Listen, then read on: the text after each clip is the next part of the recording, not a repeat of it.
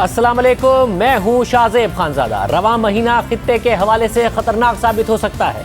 अफगानिस्तान की बिगड़ती और बदलती सूरत हाल समेत खित्ते के दीगर मामलात ने पाकिस्तान को हाई अलर्ट कर दिया है और इस पूरे मामले पर आज पाकिस्तान की सियासी और अस्करी क़यादत सर जोड़ कर बैठी है। अफगानिस्तान और खित्ते की सूरत हाल पर पार्लिमान की कौमी सलामती कमेटी का आज हाई लेवल इन कैमरा इजलास हो रहा है, मगर हसास नौयत के इस इजलास में वज़ीर आज़म इमरान खान शरीक नहीं हुए, जबकि army chief general Qamar Javed Bajwa के साथ साथ सियासी क़यादत भी इस इजलास में शरीक है। और उनकी मौजूदगी में DGISI लेफ्टिनेंट जनरल फैज़ हमीद ने अफगानिस्तान समेत खित्ते की सूरत हाल पर ब्रीफिंग दी है। पाकिस्तान की सियासी और अस्करी क़यादत के दरमियान आज एक तवील मुशावरत देखने में आई है, जो गुज़िश्ता 7 घंटों से अब तक जारी है। हुकूमत की तरफ से इजलास में स्पीकर कौमी असम्बली असद कैसर, वज़ीर ख़ारजा शाह महमूद कुरैशी, वज़ीर दाखिला शेख रशीद अहमद और वज़ीर दिफा परवेज़ खटक समेत दीगर रहनुमा शरीक हुए हैं, जबकि अपोजिशन लीडर शहबाज शरीफ, पीपल्स पार्टी के चेयरमैन बिलावल भुट्टो और JUIF के मौलाना असद महमूद समेत दीगर रहनुमाओं ने शिरकत की है।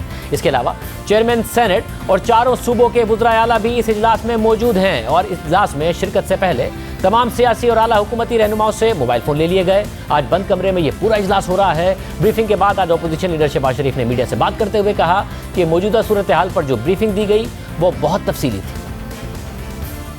सर, अभी तक की ब्रीफिंग कैसी रही है? बड़ी अच्छी आपने क्या सवालात किए सर? देखिए, ये कैमरा में सारी गुफ्तगू हुई है, तो मैं तो वैसे सर आप ऐसे मुतमईन हैं? ब्रीफिंग बहुत अच्छी थी, कॉम्प्रिहेंसिव। आप इसे ब्रेक थ्रू समझते हैं पार्लियामेंट के लिए? नहीं, ब्रेक थ्रू से मुराद है कि जो अपना सूरत हाल है उसके बारे में जो ब्रीफिंग दी गई है वो बड़ी, यानी सर जो अड्डे ना देने का जो ऐलान है वो कैसा है? वो तो आपको पता ही है, पहले बात। ब्रीफिंग के बाद शहबाज शरीफ दोबारा इजलास में चले गए, जिसमें अभी सवाल जवाब का सिलसिला जारी है। साथ ही ज़राए से तफसीलात सामने आई हैं कि आर्मी चीफ ने भी सियासी रहनुमाओं के सवालात के जवाब दिए हैं और दे रहे हैं। और बिलावल भुट्टो ने वज़ीर आज़म की अदम मौजूदगी पर सवालात उठाए। आज वज़ीर दाखिला शेख रशीद जब ब्रीफिंग से बाहर निकल कर आए तो उनका कहना था कि सियासी और अस्करी क़यादत कौमी सलामती के मामले पर इकट्ठे हैं। शेख साहब, ये बताइएगा कि आज इजलास में शरीक हुए, क्या मामला डिस्कस हुए? मेरा ख्याल है कौमी सलामती के मसले पे सारी अपोजिशन और सारी हुक्मरान पार्टी एक है। तमाम पार्टियों ने जो तजावीज़ दी हैं वो मुल्क के लिए दी हैं और तमाम लोगों का एजेंडा एक है और उन्होंने कहा कि हम मुल्क की सलामती के लिए पूरी तरह पाक फ़ौज के साथ खड़े हैं और कौमी सलामती के हर मसले पे हमें इकट्ठे हैं। सियासी और अस्करी क़यादत एक साथ बैठी है। एक साथ इस वक्त भी इजलास जारी है, सवाल जवाब का सिलसिला जारी है। जैसे इजलास खत्म होगा तो हमारे साथ वज़ीर ख़ारजा शाह महमूद कुरैशी और नून लीग के रहनुमा एहसन इकबाल साहब भी मौजूद होंगे। पीपल्स पार्टी से भी हम कोशिश कर रहे हैं नाराबानी खर साहब हमारे साथ मौजूद हों। इस वक्त सीनियर तज्ज़ियाकार जाहिद हुसैन साहब हमारे साथ मौजूद हैं। हुसैन साहब, बहुत शुक्रिया। हुसैन साहब, आप अफगानिस्तान की सूरत हाल पर लिखते भी रहे हैं, हालिया सूरत हाल पर जो कंसर्न्स पैदा हो रहे हैं उस हवाले से भी आपने देखा है। आपको लगता है बहुत अहम इजलास है और ये एक महीना भी जुलाई का बहुत ही अहम है जो कुछ अफगानिस्तान में हो रहा है? जी शायद बिल्कुल, ये जो पाकिस्तान के पूरे खित्ते में जो तब्दीली आ रही है और ख़ास तौर पर अफगानिस्तान के हवाले से पाकिस्तान के लिए बहुत चैलेंजेस बहुत ज़्यादा हैं, मल्टीपल चैलेंजेस है। और उसमें जो है ज़रूरत इस बात की थी कि इनके जो ख़तरात हमें हैं उसके ऊपर किस तरह से सियासी जमातें हैं उनको बावर भी कराया जा सके और उनको मुत्तफ़िक़ भी करवाया जा सके। तो इस सियासी ब्रीफिंग तो बहुत अच्छी है और बहुत यानी एक लिहाज से अपोजिशन ने बहुत ही मैच्योरिटी का जो है सबूत दिया है कि वो इसमें आए हैं, क्योंकि ये एक ऐसा मसला है जो कि पूरे मुल्क के लिए है और कौमी सलामती से ताल्लुक़ है। लेकिन शाहजेब, ये ब्रीफिंग जो है उसका एक मकसद ये होता है कि जो खित्ते में जो सूरत हाल तब्दील हो रही है या पाकिस्तान को किन खतरात का सामना करना पड़ रहा है उससे तो बाखबर किया जा सकता है। और मेरा ख्याल ये कि यही कुछ हो रहा है इस वक्त, जो हमें सिक्योरिटी इदारे जो है ब्रीफिंग के जरिए बता रहे होंगे। लेकिन असल मसला जो आता है वो पॉलिसी बनाने का है। ये सिर्फ ये तो अगर ब्रीफिंग है जिसका मतलब ये हुआ कि आप ज़्यादा बेहतर तौर पे बाखबर होंगे हमारे सियासी रहनुमा जो मुख्तलिफ जमातों से जिनका ताल्लुक है। लेकिन असल मसला जो आता है कि इन हालात से निपटने के लिए क्या एक कौमी पॉलिसी तश्कील दी जा सकती है या नहीं दी जा सकती है, और वो हमें कमी नज़र आती है। और वो काम जो है वो सियासी लीडरों का काम है। अब ये कि आज बहुत अजीब सी बात है कि इतनी अहम ब्रीफिंग है और प्राइम मिनिस्टर साहब उसमें नहीं है।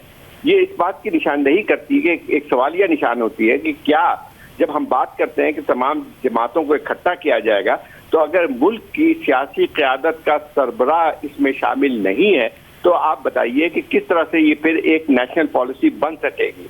और मैं समझता हूं कि ये पहली दफा ये बात नहीं आई है, जब से ये हुकूमत आई है एक प्रॉब्लम रहा है, और मैं ख्याल इसकी नज़ीर पहले हमें शायद नहीं मिलती है कि ऐसे ऐसे खतरात पाकिस्तान के लिए आए थे। जैसे फर्ज कीजिए 2 साल पहले जो यहाँ पे हिंदुस्तान की तरफ से जारियत की गई थी, उस वक्त भी वज़ीर आज़म ने इस पे मतलब आना गवारा नहीं किया कि वो इस मीटिंग में आते या तमाम क़यादत को इकट्ठा करते। मैं समझता हूँ कि सबसे बुनियादी काम इस वक्त करना है। ब्रीफिंग बहुत अच्छी बात है, ब्रीफिंग होने से ये है कि और कि उनको पता चलेगा तमाम। मगर रईस साहब, कल वजीर आजम ने जो तकरीर की उसमें पॉलिसी स्टेटमेंट दिया, 2 चीज़ें उन्होंने बता दी कि हम तो आप एक तो आपके साथ जो कॉन्फ्लिक्ट है उसका हिस्सा नहीं बनेंगे, पार्टनर इन कॉन्फ्लिक्ट नहीं बनेंगे, बट पार्टनर इन पीस बनने के लिए हम तैयार हैं। दूसरा उन्होंने कहा कि हम बेसिस कतई तौर पर नहीं देंगे। तो ये पॉलिसी बताने के बाद कि किस तरीके से पाकिस्तान इसको देख रहा है, जो अफगानिस्तान की सूरत हाल, आपके ख्याल में इस इजलास में भी आना चाहिए था ताकि सब मिलकर एक कोई ना कोई पॉलिसी बना सके, ना कि सिर्फ एक ब्रीफिंग हो? देखिए, एक तो इजलास में आना चाहिए था ताकि ये लगता कि तमाम सियासी जमातें यहाँ पे हैं। पॉलिसी का तो उसके बाद असर आता है, लेकिन जो आप जिस तकरीर की बात कर रहे हैं कल की, मैं नहीं समझता हूँ कि वो पॉलिसी स्टेटमेंट था। उसमें चंद चीज़ों की उन्होंने वजाहत जरूर कर दी कि पाकिस्तान किसी कॉन्फ्लिक्ट का हिस्सा नहीं बनेगा। बहुत अच्छी बात है, तो नहीं है किसी को पूरे खत्ते की सूरत हाल में जो है हम क्या करेंगे, इस हुकूमत की आती है, ठीक है, वो हम जो है वो मुस्तकिल जो है जो बातें करते रहते हैं वो उससे निराफ होती है। वो हम समझते हैं कि रेटरिक जो है पॉलिसी नहीं होती है, जो है बयानात जो है वो पॉलिसी नहीं होते हैं। पॉलिसी के लिए एक वाज़ेह एक हिकमत अमली बनती है, एक डायरेक्शन सेट होती है, और वो हमें नजर नहीं आती है। मतलब अगर 2 चीज से ये बात सबको ये ठीक है कि सारे इत्तेफाक होगा कि हम बेसिस नहीं देंगे, लेकिन एक और सवाल भी आता है कि क्या किसी ने आपसे बेस मांगा भी है या नहीं मांगा है, ये भी एक सवाल या निशान बन के आता है। तो अब मसला ये है कि एक दफा आपने कह दिया, वाज़ेह कर दिया, ठीक है, उसके बाद अब आगे बढ़े ना, आपकी पॉलिसी क्या है। सिर्फ नारेबाजी जो है पॉलिसी नहीं होती है, और ये बात मेरे ख्याल इस हुकूमत को समझना चाहिए कि ये संजीदा मामलात है, और उसमें आपको बैठ के एक वाज़ेह हिकमत अमली बनानी पड़ेगी कि अफगानिस्तान में जो बिगड़ती हुई सूरत हाल है, जिसका बराह रास्त पाकिस्तान पे असर पड़ेगा और पड़ना शुरू हो चुका है, तो हमारी पॉलिसी क्या होगी। मैं वज़ीर ख़ारिजा ने भी कहा था कि अमेरिका ने ख्वाहिश का इजहार किया था बेसिस के हवाले से, मगर उन्हें मना कर दिया गया। मगर मैं ये जानना चाहूँगा, क्योंकि जब पहली सिविल वॉर हुई वहाँ पर, जो खाना जंगी हुई, उसके हवाले से भी आपने देखा कि क्या मामलात हुए। अब जब हो रहा है, आपको भी लग रहा है कि एक बहुत ही ख़तरनाक सूरत हाल की तरफ जा रहे हैं, और हम बेसिस ना दे के, पार्टनर इन कॉन्फ्लिक्ट ना बन के, और जो वज़ीर आज़म ने कहा कि हमने बाड़ लगा दी है अपनी सरहद पर, हम उसे सील कर देंगे, अगर खाना जंगी की तरफ अफगानिस्तान जाता है तो हम महफूज रह जाएंगे, हमारे इक़दामात इस दफ़ा बेहतर हैं बनिस्बत इसके जो माजी में हुआ और जिसके फिर असरात पाकिस्तान को भी भुगतने पड़े। देखिए शाहजेब, हम खाना जंगी की बात करें, खाना जंगी शुरू हो चुकी है अफगानिस्तान में। मतलब ये नहीं है कि खाना जंगी होगी या नहीं होगी। आप देखें कि जो चंद हफ्तों में जो तब्दीली आई है वहाँ पे, एक तो ये है कि ये बात अमेरिका की फौजें निकल रही हैं वहाँ से, तालिबान को एक लिहाज से इनके बोल्डन हुए हैं, उन्होंने जो है अपनी जो एक मिलिट्री ऑफेंसिव है उसको जारी रखा है, और खासे बड़े इलाकों में जो है उन्होंने अपना कंट्रोल बना लिया है। दूसरी तरफ जो है वहाँ पे रोजाना जो जितने लोग मारे जा रहे हैं, उसमें आपको अंदाजा होगा कि कई 20, 25, 30, 40 जो है फौजी जो है मारे जा रहे हैं। दूसरी एक और जो सबसे खतरनाक सूरत हाल शायद बन के आ रही है कि वहाँ अफगानिस्तान में जो पुराने वॉर लॉर्ड्स थे, जो कि एक लिहाज से जो एम्पावर भी हुए थे पिछले चंद सालों में, उन्होंने अपनी जो मिलिशियाज हैं उनको रिवाइव करना शुरू कर दिया है। तो अब आप देखें कि वो हथियार बंद ग्रुप जो है वो भी अब वजूद में आ रहे हैं। तो इसमें एक तो सही है कि एक हद तक जो है उनकी एलिजेंस जो है या एफिलिएशन जो है वो काबुल हुकूमत के साथ है, लेकिन वो ज़्यादातर उनकी ख्वाहिश ये होगी कि अपने फील्डम को या जो अपने इलाके हैं उसको कैसे महफूज किया जाए। तो मतलब ये कि इसकी जो मिलिशियाज बनते हैं वो हमें 1990 की याद दिला देती है। तो 1990 की भी दहाई में अगर आप देखें कि मुख्तलिफ मुजाहिदीन कमांडर जो थे या लीडर्स थे, उन्होंने अपनी अपनी मलेशिया के साथ जो है वहाँ पे खाना जंगी में हिस्सा लिया, और उसके असर तो हम सबको पता है कि क्या हुआ था। वही सूरत हाल मुझे अफगानिस्तान में नजर आ रही है। जहाँ तक पाकिस्तान में उसका असर की बात है, पाकिस्तान में ऑलरेडी उस पर असरात आने शुरू हो गए हैं। सिर्फ बाड़ लगाने से हमारा मसला हल नहीं हो जाता है। पिछले चंद अगर महीनों में आप देखें तो आपके नॉर्थ वजिस्तान, साउथ वजिस्तान में आपके दहशतगर्दी की कार्रवाइयां बढ़ गई हैं। कई आपके शहीद हुए हैं सियासी, मेरे ख्याल 100 से ज्यादा जो है पिछले 4-6 महीने में अगर आप देखें तो आपके फौजी जो हैं वो शहीद हुए हैं वहां पे, और रोजाना हमले हो रहे हैं। अब ये बात ये है कि हम ऑलरेडी उसके मिड्स में आ गए, और उसके बाद आपको जो वार्निंग मिल रही है सिक्योरिटी, उसमें ये था कि टीटीपी फिर से हरकत में आ रही है। तो ये सारी चीजें जो है निशानदेही करती हैं कि सूरत हाल पाकिस्तान के लिए बहुत अच्छी नहीं होने जा रही है। बहुत शुक्रिया दर्शन साहब हमारे साथ मौजूद थे।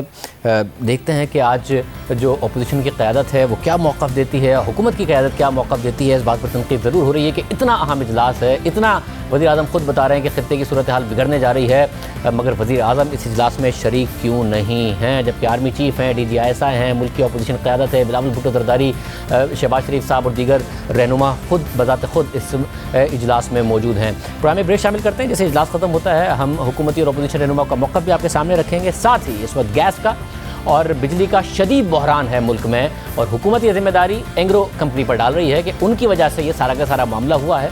हमने मुसलसल कोशिश की है गुज़िश्ता दिनों के एंग्रो का मौक़िफ़ भी आया है, हुकूमत का मौक़िफ़ बार बार आपके सामने रखा है। फाइनली एंग्रो के सदर और chief executive officer Ghiyas Khan साहब हमारे साथ मौजूद होंगे, उनसे बात करेंगे ब्रेक के बाद।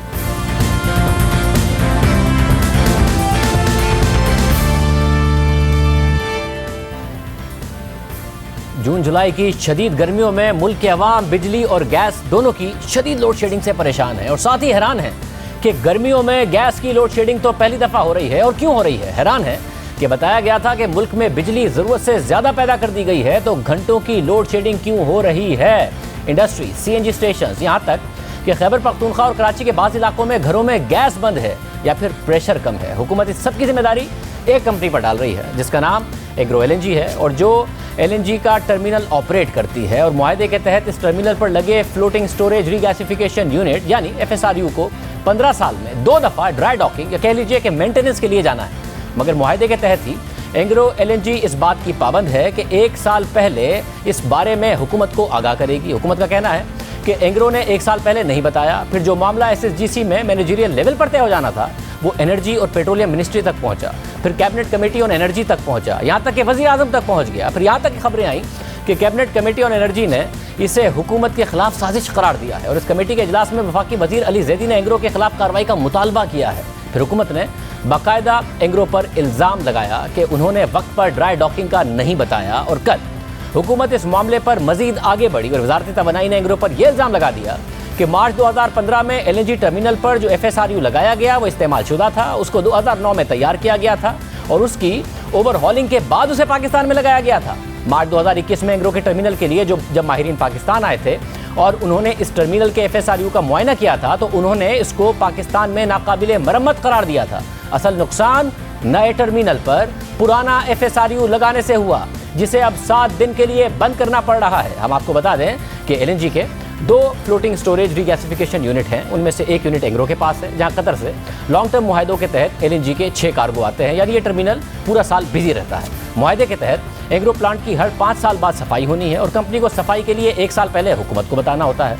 अब ड्राई डॉकिंग हो रही है और अवाम गैस और बिजली की कमी भुगत रहे हैं, क्योंकि 600 MMCFD गैस सिस्टम से निकल गई है। और 600 MMCFD गैस कितनी होती है इसका अंदाजा इस बात से लगा लें कि हुकूमत के इलेक्ट्रिक को उसके प्लांट चलाने के लिए 150 MMCFD गैस देती है, और 1300 मेगावाट का एक पावर प्लांट चलाने के लिए 170 से 200 MMCFD गैस दरकार होती है। यानी 600 MMCFD गैस से 3.5 से 4000 मेगावाट तक बिजली पैदा हो सकती है। यानी अगर एंग्रो का टर्मिनल इस वक्त मौजूद होता तो ना इस तरह लोड शेडिंग हो रही होती और ना ही इंडस्ट्री और घरों में गैस बंद होती। मगर जून की शदीद गर्मियों में, जुलाई की शदीद गर्मियों में ये सब करने की जिम्मेदारी हुकूमत एंग्रो पर डाल रही है। हमने हुकूमत का मौक़िफ़ बार बार लिया है और एंग्रो से भी मौक़िफ़ के लिए बार बार राब्ता किया है, मगर हमें मौक़िफ़ नहीं मिला, और आज फाइनली हम कामयाब हुए। और हमारे साथ मौजूद हैं एंग्रो कॉर्पोरेशन के सदर और chief executive officer Ghiyas Khan साहब। गयास खान साहब, बहुत शुक्रिया हमें शो में ज्वाइन करने के लिए।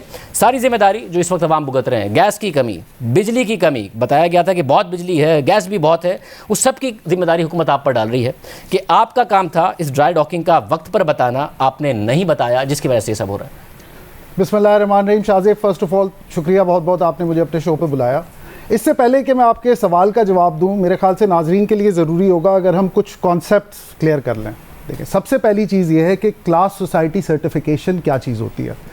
क्लास सोसाइटी हर FSRU के टेक्निकल स्टैंडर्ड्स को और मरीन सेफ्टी स्टैंडर्ड्स को सर्टिफाई करती है। अब बात ये आती है कि ये सर्टिफिकेशन ज़रूरी क्यों है। तो शाहजेब ये सोचें कि अगर कोई जहाज़ हो, हवाई जहाज़, और उसकी एयर वर्दीनेस का सर्टिफिकेट ना हो, तो क्या उसको ये एयरलाइन उसको फ्लाई करेगी? दूसरी बात, अगर मुझे और आपको इस्लामाबाद जाना हो और हमारे सामने एक हवाई जहाज़ हो जिसकी एयर वर्दीनेस का सर्टिफिकेट ना हो, तो क्या हम उसमें जाएंगे? बिल्कुल इसी तरह एक FSRU अगर उसकी सर्टिफिकेशन एक्सपायर हो जाती है तो ना उसका ऑपरेटर उसको ऑपरेट करेगा और ना कोई LNG कैरियर आके उसमें ऑफलोड करेगा। और मरीन सेफ्टी स्टैंडर्ड्स एक FSRU के लिए बहुत हाई होते हैं। ये कोई कंटेनर टर्मिनल नहीं है, ये कोई ग्रेन टर्मिनल नहीं है, ये आप समझे पाकिस्तान की सबसे बड़ी गैस फील्ड है।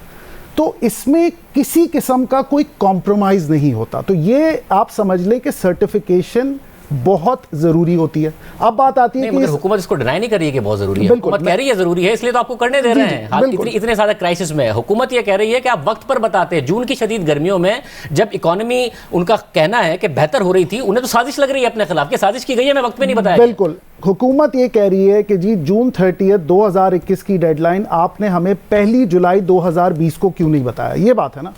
चले थोड़ा पीछे जाते हैं। अक्टूबर 2019 के अंदर हमने SSGC को बताया कि ड्राई डॉक मार्च 2020 में होगा। एनुअल डिलीवरी प्लान का वो हिस्सा बन जाता है, जिसकी बात हो रही है कि आपने पहले बताना होता है। असल में उसका इंक्लूजन होना होता है एनुअल डिलीवरी प्लान के अंदर। मार्च 2020 आता है, कोविड आ जाता है। क्लास सोसाइटी हमें बोलती है कि जी ड्राई डॉक यार्ड्स बंद हैं, पर्सनल की अवेलेबिलिटी नहीं है। अब ये ड्राई डॉक होगा सितंबर में। हम ये SSGC को कम्युनिकेट करते हैं। SSGC अपना एनुअल डिलीवरी प्लान अपडेट करता है। अब हम पहुंचते हैं शाहजेब, जस्ट फॉर आर्गुमेंट से 1 जुलाई 2020 को। अगर हम कोविड के दौरान वैक्सीन का नामो निशान नहीं, ड्राई डॉक 2020 सितंबर में एक्सपेक्ट कर रहे हैं, तो हम 1 जुलाई 2020 में हुकूमत को जून 30 का लेटर कैसे लिखेंगे? सितंबर आता है, क्लास सोसाइटी हमें दोबारा बोलती है कि जी ये हम ड्राई डॉक नहीं कर सकते। और चूंकि उस वक्त कोविड की सिचुएशन देखते हुए, क्योंकि शाहजेब ये ना भूलें कि अभी तक वैक्सीन का कोई नामो निशान नहीं था सितंबर तक, तो उन्होंने कहा जी हो सकता है ड्राई डॉक अगले साल भी ना हो सके, इसलिए हम अप्रैल 2021 को ऑन साइट इंस्पेक्शन करेंगे। मार्च 2021 में वो ऑन साइट इंस्पेक्शन करते हैं।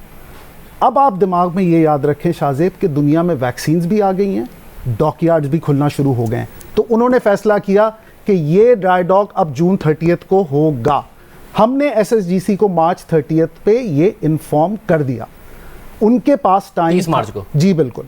ये ड्राई डॉक अगर हम तेज़ी से काम करते, दोनों इदारे, मैं किसी पे इल्ज़ाम इस तरह नहीं लगाना चाह रहा, तो ये ईद की छुट्टियों के दौरान भी हो सकता था।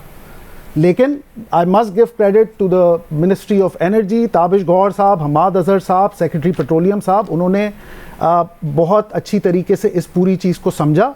और and I am thankful to them कि ये ड्राई डॉक हो रहा है, क्योंकि अगर ये ड्राई डॉक नहीं होता शाहजेब, सर्टिफिकेशन एक्सपायर होती और हम बहुत ज़्यादा बड़े मसले में पड़ते।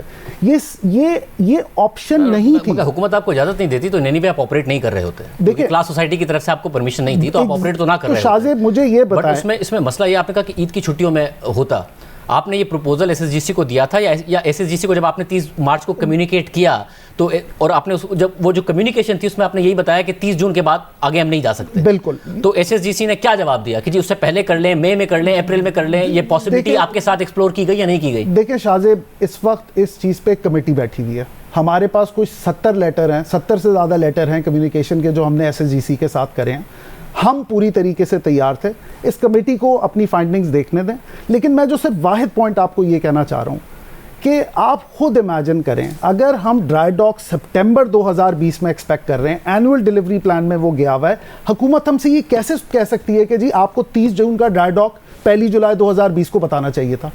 क्या ये वाली बात समझ में आ रही है कि जब आप मई में करने लगे थे, उसके बाद आपको कहा कि सितंबर अक्टूबर में होगा, तो बीच में आप जुलाई में नहीं बता सकते थे क्योंकि आप उसको सितंबर अक्टूबर में एक्सपेक्ट कर रहे थे, ये आप कह रहे हैं। नहीं, ये वाली बात समझ में आ रही है। बट जब 30 मार्च को अचानक आपको पता चला कि नहीं हो सकता, तो मैं ये जरूर जानना चाहूंगा कि ये ईद की छुट्टियों में क्यों नहीं हुआ, क्योंकि सवाल उठ रहा है कि सिंध की लोकल गैस फील्ड्स थी, उनकी 20-20 महीने अगर नहीं हुई थी मेंटेनेंस, तो ईद की छुट्टियों में क्यों नहीं कर दिया? एफपीसीसीआई ने लेटर लिखा है, बाकायदा तो बिजनेस कम्युनिटी ने लिखा है, चले वो नहीं किया, आपका क्यों नहीं हुआ? क्या आपकी तरफ से कोई रेजिस्टेंस थी कि जी हम इतनी जल्दी नहीं अरेंज कर सकते हैं, अभी हमें जून में ही जाके हम कर पाएंगे, उससे पहले हम नहीं कर सकते हैं, या एसएसजीसी की तरफ से कोई रेजिस्टेंस थी या कम्युनिकेशन ही नहीं थी कोई? शाहजेब साहब, मेरे ख्याल से बेहतर होगा कि कुछ ये सवालात आप एसएसजीसी से भी डायरेक्ट करें, की तरफ भी डायरेक्ट करें। As far as Engro is concern, हम बहुत ही अग्रेसिवली उनके साथ कम्युनिकेशन की कोशिश कर रहे थे। And I must say over here, I am extremely thankful to the ministry of energy कि उन्होंने इवेंचुअली फिर ये जून के अंदर बागडोर संभाली है और फैसला किया। बाद में जो सीसीओई वगैरह में हुआ वो एक अलग डिबेट है। क्या ऑप्शन था मिनिस्ट्री ऑफ एनर्जी के पास? आप हैं बड़े थैंकफुल उनके, बट क्या ऑप्शन था उनके पास इसके अलावा कि जिस तारीख को आपने जाना था उस तारीख को आप ड्राई डॉकिंग के लिए गए? उनके पास ऑप्शन नहीं था। देखिए, उनकी बरहमी अपनी तरफ से एक तरह से जायज़ है, वो बहुत प्रेशर में थे, तरबेला में वाटर लेवल्स कम थे, फील्ड्स की दूसरी मेंटेनेंस हो रही थी। उन्होंने हमसे कहा भी कि भाई किसी तरह आप इसको डिले करा सकते हैं, लेकिन हमारी इसमें मजबूरी थी। जब क्लास सोसाइटी आके एक डेडलाइन दे देती है तो वो ये नहीं सोचती कि मुल्क के अंदर पॉलिटिकल हालात क्या हैं, मुल्क के अंदर बिजली की कमी कितनी है। ये एसेट इंटेग्रिटी की बात हो रही है शाहजेब, यहाँ पे एक LNG टर्मिनल की बात हो रही है। मैं जैसे पहले कहा कि ये कोई ग्रेन टर्मिनल नहीं है, ये बहुत ही sensitive piece of machinery and equipment. But since you are very thankful to the Ministry of Energy, उन्होंने कहा है कि आप लोगों ने जो FSRU लगाया वही इस्तेमाल शुदा था, 2009 में ये तैयार किया गया और इसकी ओवरहॉलिंग करके नए टर्मिनल पर पुराना आपने FSRU लगा दिया। पुराना FSRU लगाने से ये सब कुछ हुआ है, जिसकी वजह से 7 दिन के लिए टर्मिनल को बंद करना पड़ा है। देखिए शाहजेब, इसका जवाब, नॉर्मली हर FSRU की लाइफ 40 साल होती है। दुनिया में कई एग्जाम्पल हैं जहां पे FSRU, आपके ख्याल में क्या हर जगह नया FSRU लगा होगा? यूज्ड FSRU जाते हैं। आप ये ना भूलें कि जो भी FSRU सेलेक्ट किया जाता है किसी लोकेशन के लिए, और हमारे केस में SSGC क्योंकि हमारा कस्टमर है, ये पर्टिकुलर FSRU उन्होंने अप्रूव किया है, उन्होंने टेस्ट किया है, और हर तरीके से ये जो FSRU इसने पास किया है, कॉन्ट्रैक्ट के अंदर बड़ा क्लियरली लिखा हुआ है कि इस 2 दफ़ा ये ड्राई डॉक के लिए जाएगा। तो किसी किस्म की इसके अंदर हमने मिसकम्युनिकेशन नहीं की। अगर ये नया होता तो भी 2 दफ़ा ड्राई डॉक के लिए जाता। शाहजेब, मुझे एक बात बताएं, PCL का जो दूसरे टर्मिनल का FSRU है वो नया है? वो बिल्कुल नया है। उसकी कैपेसिटी यूटिलाइजेशन कितनी है? 70%। हमारे FSRU की कैपेसिटी यूटिलाइजेशन कितनी है? 98%। वो तो ज़ाहिर आपके, क्योंकि कतर के जो 6 कार्गोज आते हैं उसकी वजह से आपकी 100% उस पर स्पॉट कार्गोज भी आते हैं। मैं उस वाले पर आ रहा हूँ, वो एक अलग नुकता है। मगर मैं जानना चाह रहा हूँ, नया होता तो भी ज़्यादा, क्योंकि मिनिस्ट्री ने कहा है क्योंकि ये पुराना है, मरम्मत वाला, इसलिए हमें जाना पड़ा, ओवरऑल हुआ है। तो क्या अगर नया होता तब भी 15 साल में 2 दफ़ा के लिए जाना पड़ता है? कोई भी ऐसी चीज़ इसमें नहीं कही गई है जो कि कॉन्ट्रैक्चुअली अग्रीड ना हो SSGC के साथ। हर चीज़ का उन्हें पता था, हर किस्म के उन्होंने टेस्ट किए थे, हर किस्म का पूरे FSRU को उन्होंने अप्रूव किया था। तो ये बिल्कुल बेबुनियाद है। जितने टर्मिनल लगे वहां पर भी पुराने FSRU बिल्कुल 40 साल लाइफ होती है एक FSRU की, बिल्कुल इस्तेमाल होता है। यानी कि अगर आप ये वाला FSRU अगर रिप्लेस कर दें और जो नया आप लेके आए 780 वाला उसी को रखें, तो पुराना FSRU कहीं और टर्मिनल पे जाके लग जाएगा। एब्सोल्युटली, बिल्कुल। और एक्सेलरेट ने बड़ा क्लियरली, हम बाद में भी बात कर सकते हैं, बड़ा क्लियरली बताया हुआ है कि जी आपने फैसला करना है इस बात का, और फैसला हमारा नहीं है लेकिन फैसला इस बात का करना है कि हमें छोटा FSRU चाहिए या जो अभी लगा हुआ है वो चाहिए, और जो FSRU हम मना करेंगे वो फौरन चला जाएगा। आप ये फैसला कर सकते हैं कि जो आपका पुराना FSRU चला गया, हम नहीं कर सकते। ये फैसला अब गवर्नमेंट ने करना है। यानी कि पाकिस्तान या कंपनी के लेवल पर आप और हुकूमत, क्योंकि आपकी कस्टमर है, वो ये फैसला कर सकते हैं कि आपका जो पुराना FSRU था जो कम कैपेसिटी का था, 630 तकरीबन कैपेसिटी आपकी कॉन्ट्रैक्टेड थी, उसकी जगह ये जो नया आया है जिसकी 780 MMCFD कैपेसिटी है, क्योंकि मुल्क में गैस का बहुत बहरान है और सर्दियाँ आ रही हैं, तो आप इसको रख सकते हैं बजाय इसके वो पुराना वाला वापस आए। रखना चाहे तो रख सकते हैं। देखिए, ये एक चीज़ सबसे पहले आप समझ लें शाहजेब इसके अंदर कि ये फैसला कि पुराना FSRU वापस आएगा या नया FSRU रहेगा, ये प्राइमरीली गवर्नमेंट का है। SSGC हमसे कह रहा है कि हम एक अंडरटेकिंग दें कि जी आप पुराना FSRU वापस ले आएंगे, उनको डर है कि कहीं हम ये ना रख लें। क्योंकि उनको लगता है कि आप ये सारा ब्लैकमेलिंग हो रही है क्योंकि आप अगर मुझे पैसे कमाना चाहते हैं। अगर मुझे मौका दे दे। देखें, ये फैसला हुकूमत का है कि पुराना FSRU वापस आएगा या नया FSRU रहेगा।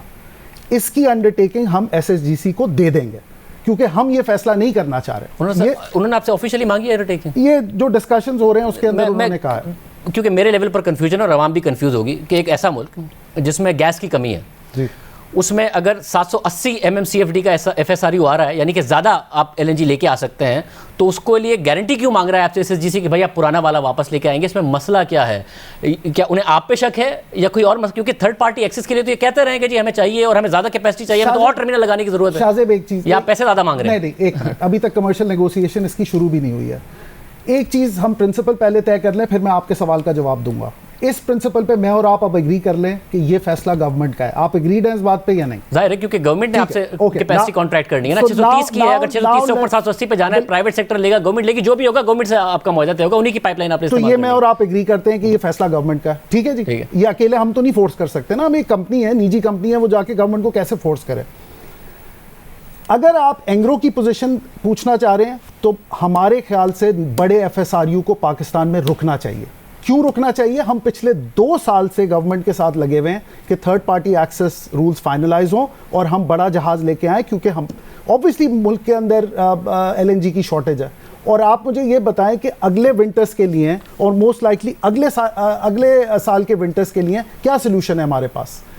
पहले 2 टर्मिनल्स को एक्सपैंड करना Shahzeb is the obvious move for the government. अच्छी बात यह है कि मिनिस्ट्री भी अब यही सोच रही है। अगर आप मिनिस्ट्री की प्रायोरिटीज देखें जो पिछले दिनों आई हैं, वो नॉर्थ साउथ गैस पाइपलाइन बनाना चाह रहे हैं, वो ऑन शोर स्टोरेज बनाना चाह रहे हैं, वो थर्ड पार्टी एक्सेस के तहत पहले 2 टर्मिनल्स को एक्सपैंड करना चाह रहे हैं, और वो वेकॉक प्राइसिंग लाना चाह रहे हैं। ये जो दूसरी बात की आपने, सेकंड लास्ट बात की है कि वो पहले 2 टर्मिनल्स को मिनिस्ट्री एक्सपैंड करना चाह रही है, ये आपके टर्मिनल को भी एक्सपैंड करना चाह रही है। नाउ मैं जरा इसको, एक बात तय हो गई कि जब तक गवर्नमेंट नहीं चाहेगी तब तक आप 780 MMCFD नहीं रख सकते। दूसरी बात यह तय हो गई है कि जी इस मुल्क में डिमांड बहुत ज़्यादा है। तीसरी बात यह तय हो गई है कि उन्होंने आपसे गारंटी ली है कि भाई आप पुराने वाला जो कम कैपेसिटी वाला है वो लेके आएंगे।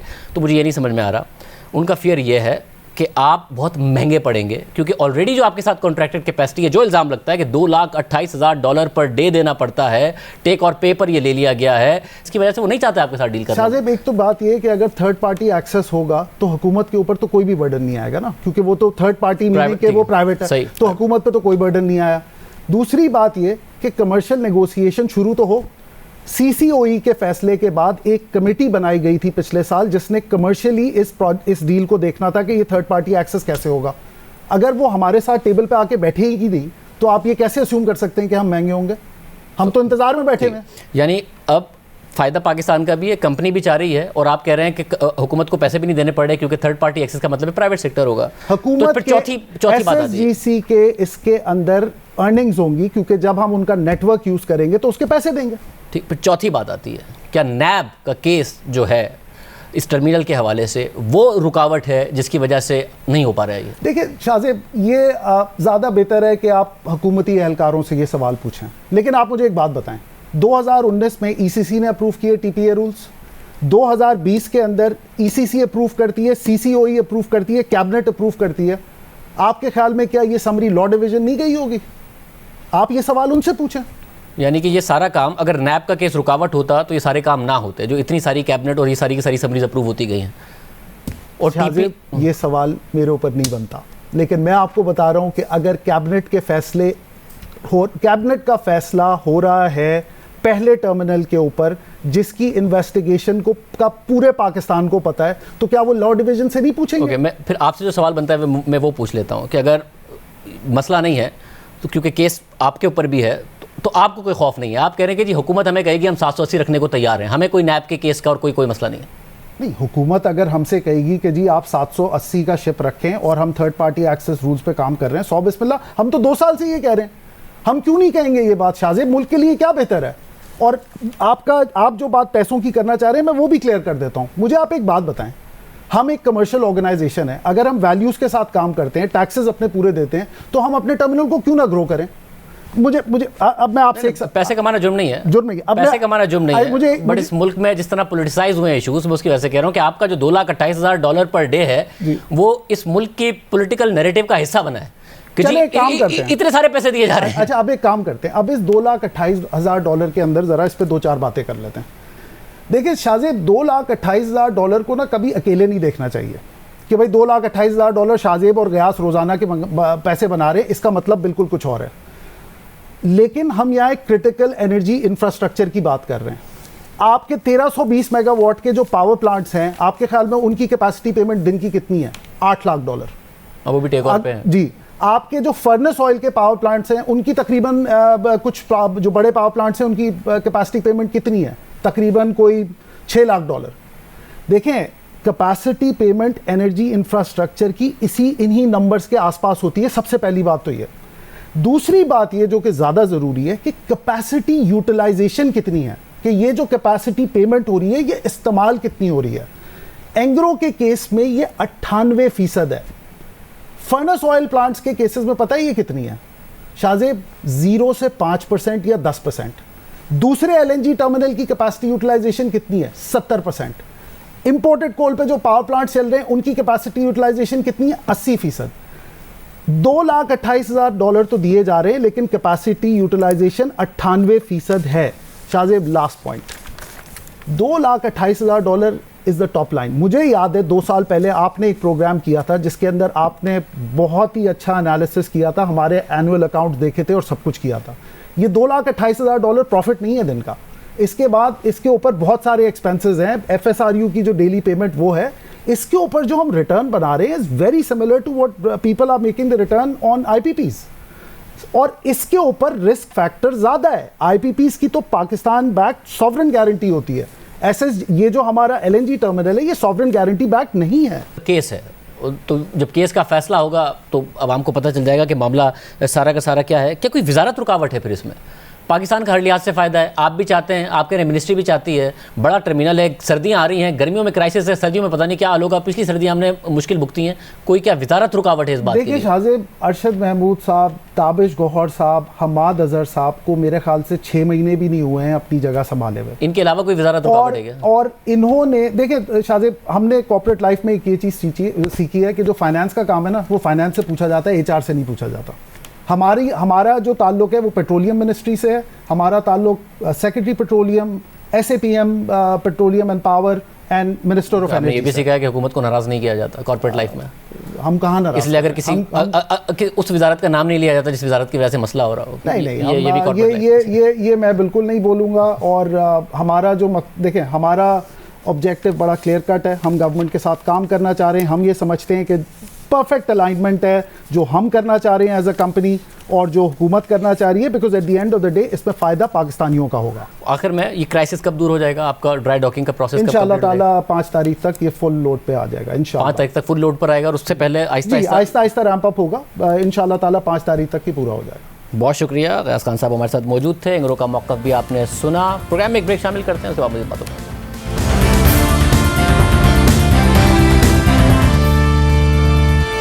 FBR ने गुज़िश्ता माली साल में 18% इजाफे के साथ 4,725 अरब रुपए का टैक्स इकट्ठा किया है। यह टैक्स तवक्कात से ज़्यादा, लेकिन 4,963 अरब रुपए के इब्तिदाई टैक्स टारगेट से 238 अरब रुपए कम है। मगर 4,700 अरब के रिवाइज टारगेट को अबूर कर लिया गया है। और याद रहे कि 4,963 अरब रुपए का टारगेट महज 2.1% GDP की तरक्की के साथ रखा गया था। मगर अब हुकूमत खुद तवक्को कर रही है कि GDP तरक्की 4% होगी, मगर टैक्स फिर भी ओरिजिनल टारगेट से कम इकट्ठा हुआ है। लेकिन फिर भी टैक्स कलेक्शन में 18% इजाफा हुकूमत के पहले 2 साल की टैक्स इकट्ठा करने की कारकर्दगी से बेहतर है, क्योंकि पहले 2 सालों में ना हुकूमत कोई टारगेट पूरा कर पाई और ना ही गुज़िश्ता हुकूमत के छोड़े गए टैक्स महसूलात में इजाफा कर पाई थी।